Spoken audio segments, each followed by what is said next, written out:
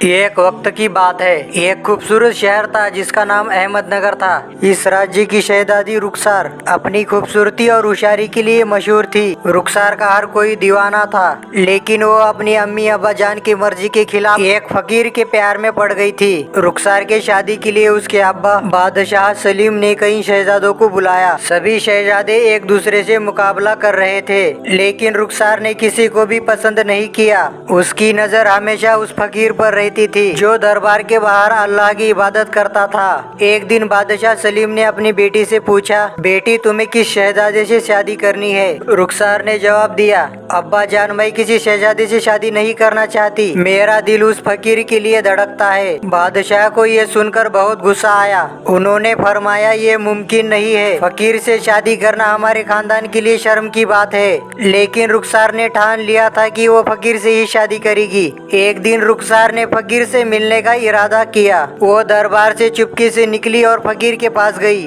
उस फकीर का नाम था इब्राहिम। वो बहुत सीधा और सिंपल जिंदगी जीने वाला आदमी था।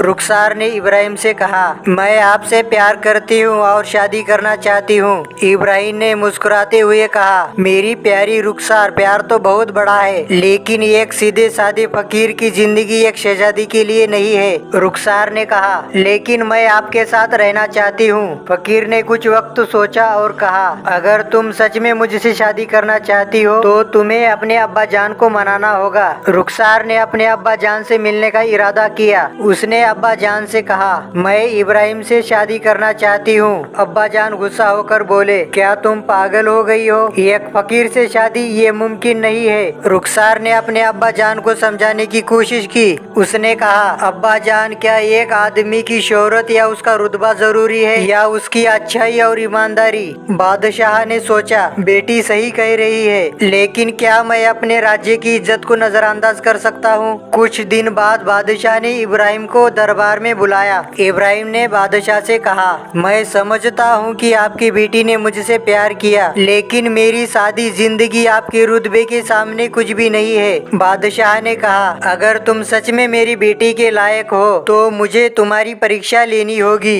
इब्राहिम ने कहा, मैं तैयार हूँ, लेकिन ये साबित करने के लिए मुझे कोई चुनौती चाहिए। बादशाह ने चुनौती दी, तुम्हें 3 शर्तें पूरी करनी होगी। पहली, राज्य की सबसे ऊंची चोटी पर जाकर वहाँ से एक फूल लाना। दूसरी, नदी की गहराई से एक कट्टी लाना। और तीसरी, शहर के सबसे बड़ी किताब की दुकान से एक ज्ञान की किताब लाना। इब्राहिम ने अपनी सादगी और ताकत से पहली चुनौती को पूरा किया। वह चोटी पर चढ़कर वहाँ से एक अनमोल फूल लाया। बादशाह ने पहली चुनौती पर कुछ नहीं कहा। दूसरी चुनौती के लिए इब्राहिम ने नदी की गहराई को चुनौती दी। उसने अल्लाह का जिक्र किया और पानी में डूबकर कट्टी लाने में कामयाब रहा। बादशाह अब उसकी सादगी और ईमानदारी को मानने लगा था।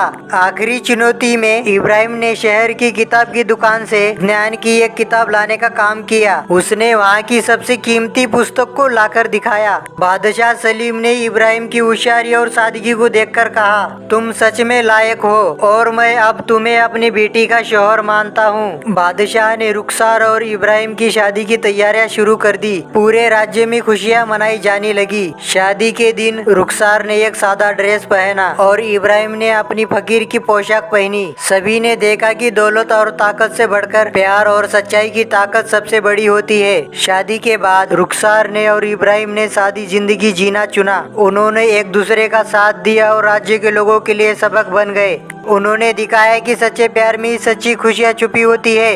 इस तरह रुखसार और इब्राहिम की शादी ने सभी को ये सिखाया कि प्यार और सच्चाई से बड़ी कोई ताकत नहीं है। उनकी जिंदगी से ये साबित हुआ कि बाहर की खूबसूरती से ज्यादा दिल की अंदर की खूबसूरती ज्यादा जरूरी होती है। और इस तरह अहमदनगर में खुशियाँ और आराम से जिंदगी बसर होने लगी। और ये कहानी कई बरसों तक लोगों के दिलों में बसी रही। हमें इस कहानी से ये सीख मिलती है कि आदमी दौलत और शोहरत से नहीं बल्कि नेकी और दिल से बड़ा होना चाहिए।